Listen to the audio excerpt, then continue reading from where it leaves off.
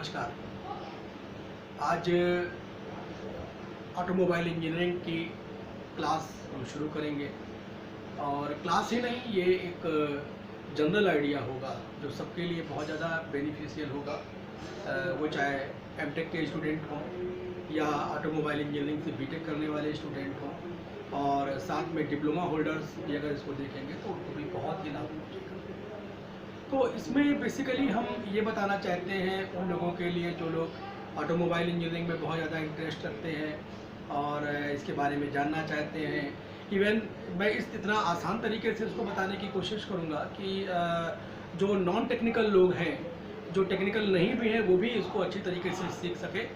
और बस शर्त ये है कि उनको इंटरमीडिएट तक की जो है अच्छे से मैथमेटिक्स आती हो, क्योंकि उसके लिए जो है इंटरमीडिएट की मैथमेटिक्स तक पढ़े होंगे तो ज़्यादा आसानी से उसको समझ पाएंगे और सीख पाएंगे। सामान्य परिचय पहले थोड़ा सा हम बता दें कि ऑटोमोबाइल है क्या चीज़, कैसे ऑटोमोबाइल की शुरुआत हुई। तो देखो, ऑटोमोबाइल की जो शुरुआत थी तो वो तो उसी समय से हो गई थी जब इंसान ने जो है पहिए की खोज की थी। एक बहुत बड़ी खोज थी ये पहिए की, मतलब एक सबसे बड़ी इंजीनियरिंग जो अगर स्टार्ट हुई वो उसी समय स्टार्ट हुई कि जब इंसान ने पहिए की खोज किया। पहिए की खोज क्यों की गई? उसने दिमाग लगाया होगा, सोचा होगा कि अभी तक हम जो है जो शिकार करते थे और या इधर एक जगह स्थान से दूसरे स्थान तक आते जाते थे, उसमें हमको थोड़ा गति चाहिए। तेज़ी से करेंगे तो ज़्यादा आसानी से कर पाएंगे, या हमको अगर दूर कहीं शिकार की तलाश में जाना है तो हम उससे थोड़ा तेज़ जा सकते हैं। अगर हम पहिए का इस्तेमाल कर लेंगे तो हम थकेंगे नहीं जल्दी से। उसके बहुत सारे कारण थे। तो ये एक टेक्निकल डेवलपमेंट रहा, सबसे बड़ा टेक्निकल डेवलपमेंट रहा। अब हम आगे बात करते हैं थोड़ा सा। तो है क्या चीज़ कि उसी के साथ उसने जो है पहिए के बाद फिर नाव का आविष्कार किया होगा कि भाई देखा होगा कि अगर एक लट्ठ जो है तैरते हुए चला जा रहा है तो उसकी कुछ ना कुछ ऐसा किया जाए कि उस पर बैठ सके, सामान भी ले जा सके एक स्थान से दूसरे स्थान तक। तो जल में चलने वाले जो है इस तरीके से साधन बन गए। फिर उसके बाद बहुत दिनों तक सोचता रहा और हवाई जहाज़ के बारे में भी जो डेवलपमेंट हुआ है कि ये तो काफ़ी लेट में हुआ, लेकिन वो सोचता रहा कि अगर ये पक्षी उड़ते हैं तो कैसे उड़ते हैं, कैसे एक स्थान से दूसरे स्थान तक आते जाते हैं, क्या हम भी उड़ सकते हैं, क्या हम भी इस तरीके से आ जा सकते हैं। तो ये खोज बाद में राइट ब्रदर्स वगैरह ने जो है इसके लिए बहुत प्रयास किया। वो हिस्ट्री और वो सारी चीज़ें आप लोग जानते हैं कि किस तरीके से हवाई जहाज़ बना और डेवलपमेंट होते और आज इस स्थिति पे पहुंचा कि आप देखिए राफेल जैसे विमान भी यहाँ पर बन गए हैं और जो ध्वनि की गति से भी तेज चलते हैं। और हम यहाँ पर पनडुब्बियों के बारे में बात करें जो जल में चलने वाले हैं या वाटर में जो चलने वाले हैं, पनडुब्बी हो गई वाटर के अंदर चलती है, ये सबमरीन्स जितने भी हैं इन्हीं लोगों की। और जहाज़ के बारे में बात करें, नाव के बारे में बात करें, ये क्या है? ये सब एक यातायात के साधन है। एक स्थान से दूसरे स्थान तक जाया जा सकता है, तेज़ी से जा सकते हैं, अपने साथ सामान को भी ले जा सकते हैं और दूसरे लोगों को भी ले जा सकते हैं। मेन पर्पस यही होता है इसका ऑटोमोबाइल का। लेकिन अगर हम ज़मीन पे चलने के बारे में बात करें तो जो पहिए का आविष्कार हुआ, गोल पहिए का आविष्कार, और ज़्यादातर जितने भी यातायात के साधन अभी तक जो बने हुए हैं हम उनके बारे में अगर बात करें तो उसमें 75% मान के चलिए कि जो थल में चलने वाले हैं वही साधन है ज़्यादातर। बाकी 25% जो है बाकी जगह पे मान के चले हवाई जहाज़ जो चल रहे हैं या हवा में जो चलने वाले हैं या फिर जो जल में चलने वाले हैं उनके बारे में हम मान सकते हैं। तो ये एक जनरल आइडिया है कि हम क्यों ऑटोमोबाइल की ज़रूरत पड़ी। ज़रूरत इसलिए पड़ी कि हमको तेज़ी से पहुंचना था, समय कम लगता और हमारा जो है हमारी एनर्जी कम लगती और ज़्यादा सामान ले जा पाते, साथ में और भी लोगों को ले जा पाते। ये सारी चीज़ें ये चलता रहा है ना, कि मतलब क्या चीज़ें थी। तो ये विचरण के बारे में हमने थोड़ी सी बातें किया। तो अब हम जो है जो करने जा रहे हैं वो ये है कि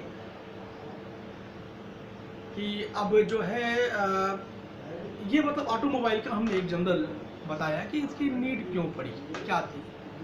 ऑटोमोबाइल एक शब्द है, ऑटोमोबाइल। तो अगर हम इसको थोड़ा सा एक्सप्लोर करें, ऑटोमोबाइल को एक्सप्लोर करें तो क्या आता है? Self propelled vehicle, self propelled vehicle, है ना। तो मतलब वो कोई बाहर घोड़ा गाड़ी नहीं खींच रही, घोड़ा गाड़ी में जैसे होता क्या है, घोड़ा खींच रहा हो, या बैलगाड़ी में बैल खींच रहा हो, वो क्या, वो एक्सटर्नल एजेंट उसको क्या कर रहा है, वो पुल कर रहा है, पुल कर रहा है, इसलिए वहां पर मोशन हो रहा है। यहाँ पर ऐसा नहीं है, यहाँ पर क्या है, वो सेल्फ प्रोपेल्ड व्हीकल है, ठीक है, स्वयं स्वचालित साधन, जो कुछ भी ऐसे कह सकते हैं इसको। अगर हम इसके बारे में बात करें, जो प्योर इंजीनियरिंग आई, बैलगाड़ी, घोड़ा गाड़ी, ये सब चीज़ें तो बनती रही, ये पुराने समय में था। लेकिन जब पूरी तरीके से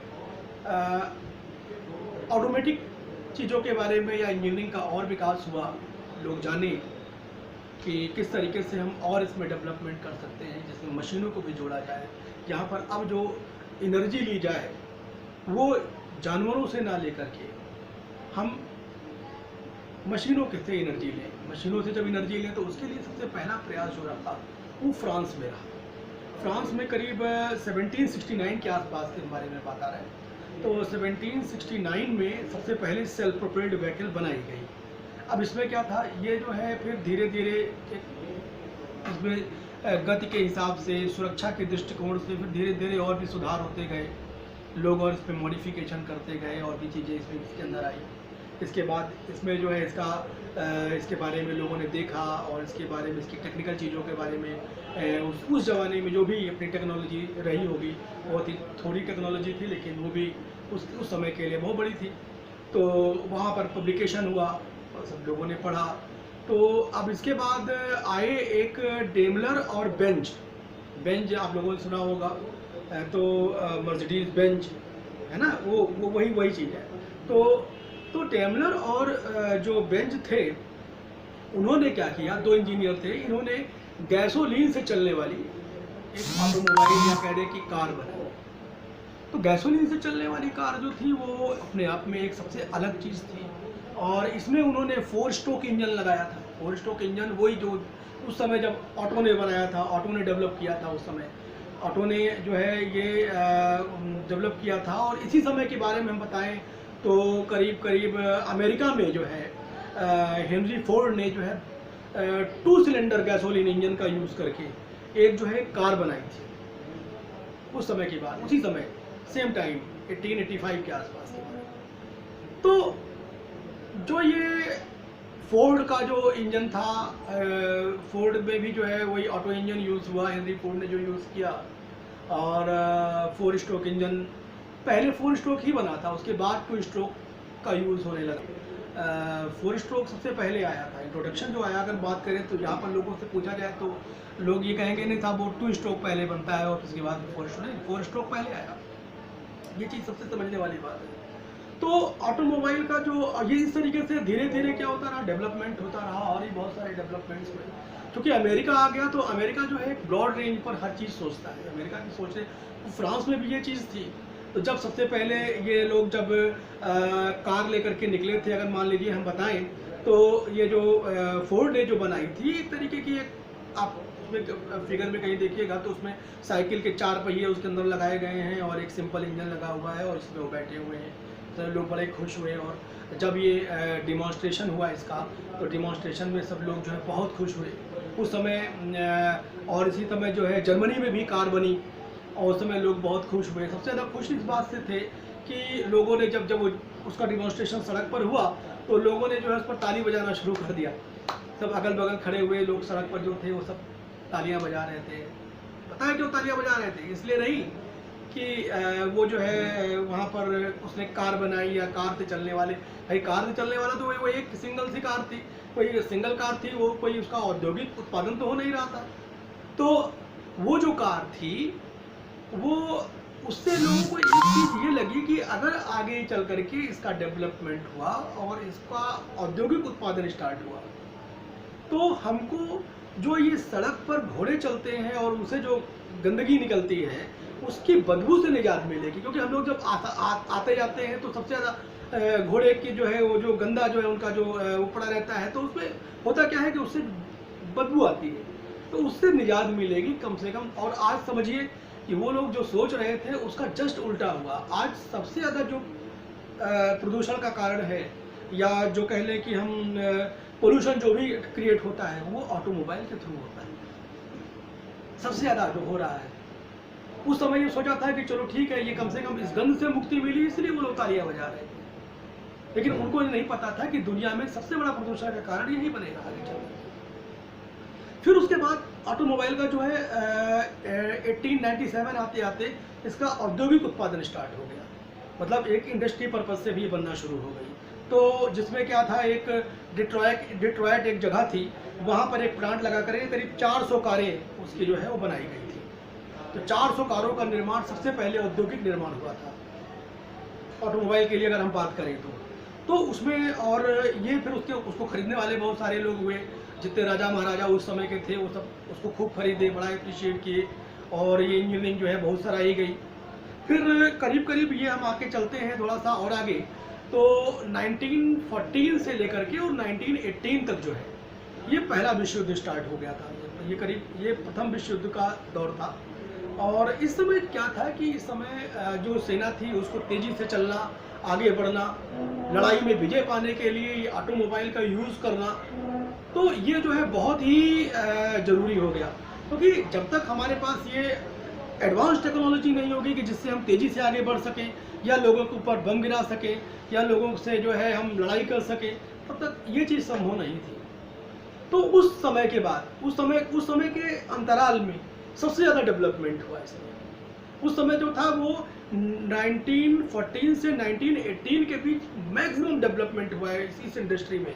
मतलब हर एक कंट्री ने, चाहे वो फ्रांस हो गई, चाहे अमेरिका हो गया, चाहे जर्मनी हो गया, और चाहे जापान हो गया, सब ने इसके बारे में सोचना शुरू कर दिया कि हम कितना अच्छा, हम कोई ऑटोमोबाइल में कितना डेवलपमेंट कर सकें जिससे हम युद्ध में जीत सकें और आगे बढ़ सकें। ये सब, ये डेवलपमेंट बहुत तेज़ी से हुआ और 40 वर्षों तक बहुत ज़्यादा इसमें फिर प्रगति आने लगी। अरे नए नए तरीके के डेवलपमेंट्स, और भी नए तरीके की गति आ गई।